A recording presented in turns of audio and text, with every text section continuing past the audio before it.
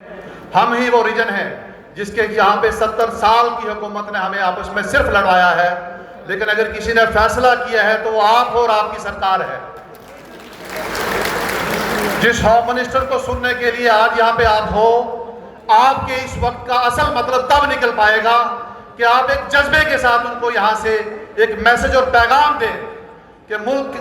हिंदुस्तान के मुल्क के साथ पीर पंचाल के रजौरी के रहने वाले सेगमेंट के लोग भी उसी तरह से कंधा मिला के खड़े हैं और इस इंतजार में हैं कि जो जुल्म और ज्यादतियां यहाँ की सरकारों ने हमने बर्दाश्त की हैं, आप उनको समझ चुके हो और आप उसका हल करें। आज के इलेक्शंस के हवाले से यहाँ पे तरह तरह की बातें होती हैं, कई तरह की यहाँ पे प्रोफेशनल पॉलिटिक्स की जा रही है और हमारे जो आम सादा लोग हैं उनको कई कई तरह की बातें बताने की बात हो रही है। हमारा ये काम बनता है और हम सबका ये काम बनता है कि इस वक्ती साजिश को समझें और आज की सरकार के साथ अपने लोगों को चलाकर इस इलाके के अंदर तामीर और तरक्की का वो निजाम और दौर लाएं जिससे 70 साल हम महरूम रहे हैं। कई जगहों पे हमने बात जगहों पे देखा है पॉलिटिक्स करने वाले लोगों के पास जो इस वक्त जो जो जो जो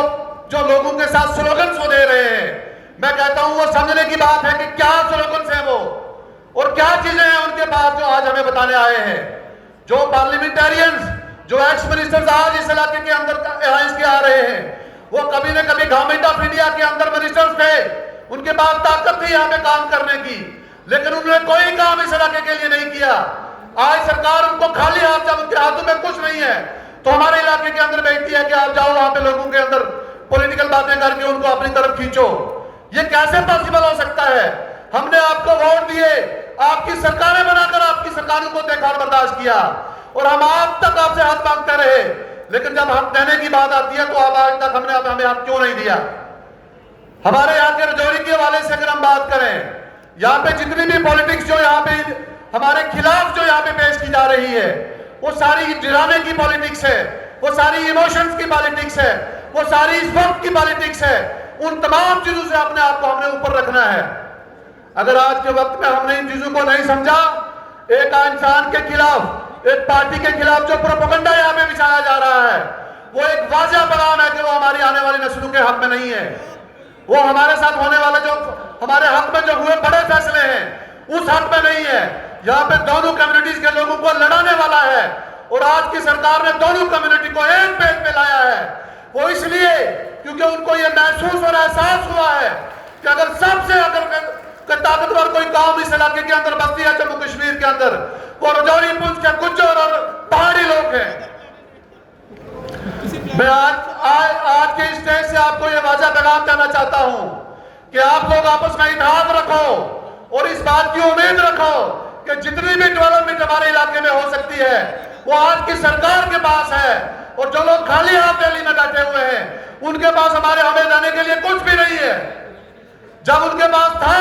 उनके पास रहा, तो क्यों नहीं हमारे इस इलाके के अंदर हमारे साथ इंसाफ कर पाए? आज वो यहाँ पे टूरिज्म की लाने की बात करते हैं, आज वो यहाँ पे हेल्थ के इंफ्रास्ट्रक्चर को बनाने की बात करते हैं, आज यहाँ पे वो एजुकेशन के निजाम को बेहतर बात करने की बात करते हैं। जबकि सारी चीजें उनके पास थी तो उन्होंने क्यों नहीं किया? आज की सरकार को आज तक हमने वोट तो नहीं किए, लेकिन इस सरकार ने हमारे हक में बड़े बड़े फैसले करके ये पैगाम दिया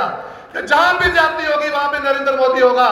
जहां भी नाइंसाफी होगी वहां पे हमारे अमित शाह जी होंगे, जहां भी जाति होगी वहां पे बीजेपी जाति के खिलाफ खड़ी होकर लोगों के साथ इंसाफ की बात करेगी। ये वक्त हमारे लिए बहुत इंपॉर्टेंट है। मेरे भाइयों और बुजुर्गों, इसको समझो। नौजवानों, ये आपका वक्त है। 25 तारीख को एक ऐसा पैगाम यहां से फ्लैश करो कि ये लोग वोट लेने के बाद दिल्ली के पास जाएंगे कि हमें हमारा जम्मू कश्मीर में काम करने के लिए कुछ दो। आज हम सीधे क्यों ना जम्मू कश्मीर, हिंदुस्तान के साथ जम्मू कश्मीर के लोग जुड़ जाएं। आज भी अगर हम इस प्रोपेगेंडे में फंसे रहे तो मैं यकीनन आपसे कहता हूं कि हम अपनी आने वाली नस्लों के साथ नाइंसाफी करेंगे। जो इंसान आज तक हमारी बात दिल्ली के अंदर हो या जम्मू कश्मीर की असेंबली के अंदर हो करता रहा है या करते रहे हैं, उन तमाम के खिलाफ प्रोपेगेंडा बिछाने का सीधा मंसूबा है ताकि आने वाले वक्त में आपकी बात करने वाले को लोगों को कमजोर किया जाए और उसी प्लेटफॉर्म पे इस पॉलिटिक्स को ले जाया जाए जहां से 70 साल की सियासत होती रही है जो हमारे हक में नहीं थी। यहाँ के लोगों को, यहाँ के बुजुर्गों को, नौजवानों को, मजदूरों को, हर तबके के लोगों को आज डराया जा रहा है कि आपको इस पार्टी को वोट नहीं करना है, जबकि ये लोग सारे समझ चुके हैं कि रजौरी पुंछ के पूरे इस 8 सीटों के अंदर अगर आज कोई इंसाफ की बात कर रहा है, आज कोई काम की बात कर रहा है, आज अगर इस इलाके की तामीर और तरक्की की कोई बात कर रहा है तो भारतीय जनता पार्टी है। और यही अमित शाह जी ने जब यहाँ पे आए थे उन्होंने कहा था जो नाइंसाफियां आपके साथ हुई हैं हम उन तमाम नाइंसाफियों को हल करके बताएंगे। उन्होंने यह नहीं कहा कि आप हमें वोट देना, उन्होंने यह भी नहीं कहा कि हम आपका काम करेंगे या आपने हमें पीछे वोट दिया था। उन्होंने कहा आपके खिलाफ जो ज्यादतियां आज तक होती रही हैं, नरेंद्र भाई मोदी और उनकी सरकार उन ज्यादतियों को समझ चुकी है और आपका जो आज तक का हक है वो आपके हवाले किया जाएगा। आज उन्हीं हक पे डाका डालने की पॉलिटिक्स हो रही है और जो लोग आपके हक के लिए लड़ते रहे हैं उनको आज कमजोर करने की कोशिश की जा रही है। मेरे भाइयों और बुजुर्गों, ये हमें समझना है यहाँ पे कि जो लोग आज नंगे हैं दिल्ली के अंदर उनके पास कुछ नहीं है, जम्मू कश्मीर के अंदर भी उनकी कोई पॉलिटिकल हैसियत नहीं बची है, वो आज हमारे साथी सादे लोगों के अंदर आके गलत प्रोपेगेंडे बिछा रहे हैं और हमने उनकी पॉलिटिक्स का जवाब 25 तारीख को बीजेपी के हाथ में वोट देकर जवाब देना है और ये तय करना है कि जिसने भी हमारी बात यहां से लेकर दिल्ली तक की है हम उनके साथ मजबूती के साथ खड़े हैं। अगर आज हमारे लीडरान को, हमारे उम्मीदवार को यह एहसास हो गया कि हम लोग इन अपने जो उम्मीदवार जो हमारे पक्ष की बात करते थे, जो हमारे साथ खड़े थे, जो यहाँ में हमें एक करने की बात करते थे, अगर वो उम्मीदवार अपने आप को कमजोर समझने लगे तो फिर आपकी बात करने वाला कोई नहीं होगा और उन लोगों का मंसूबा कामयाब हो जाएगा। उस मंसूबे के खिलाफ समझो रजौरी पुंछ के लोगों और खासकर रजौरी सेगमेंट के लोगों, हम तमाम लोगों को ये चाहिए कि आज ताकत हमारे हाथ में है। 25 तारीख के बाद ये वक्त हमारे हाथ से निकल जाएगा और हमेशा हमेशा के लिए हम कहीं कमजोर ना पड़ जाए।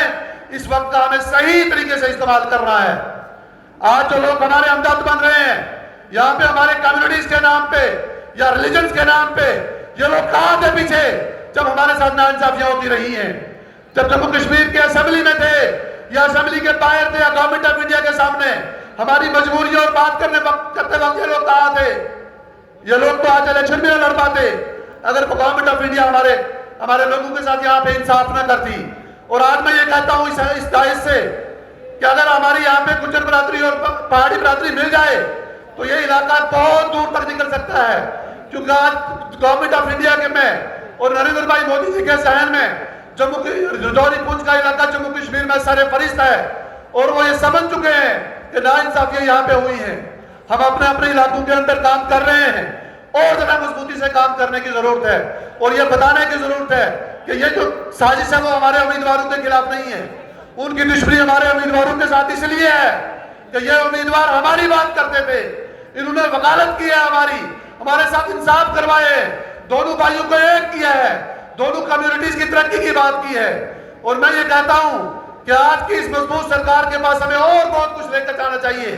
और इनके पास तमाम तरह के हल की जो है वो उनके पास हल करने की जो है वो कुव्वत है। सिर्फ इस वक्त हिम्मत देने की जरूरत है, उनके साथ खड़े होने की जरूरत है और जो लोग प्रोपेगेंडे बचा रहे हैं उनकी उन साजिशों से बाहर आने की जरूरत है। मैंने वक्त की जो है वो इस वक्त किल्लत है क्योंकि बहुत बड़े लोग यहाँ पे तशरीफ फरमा है, आपने और लोगों को भी सुनना है। मैं इन्हीं अल्फाज के साथ आपसे इजाजत चाहूंगा। बहुत बहुत शुक्रिया।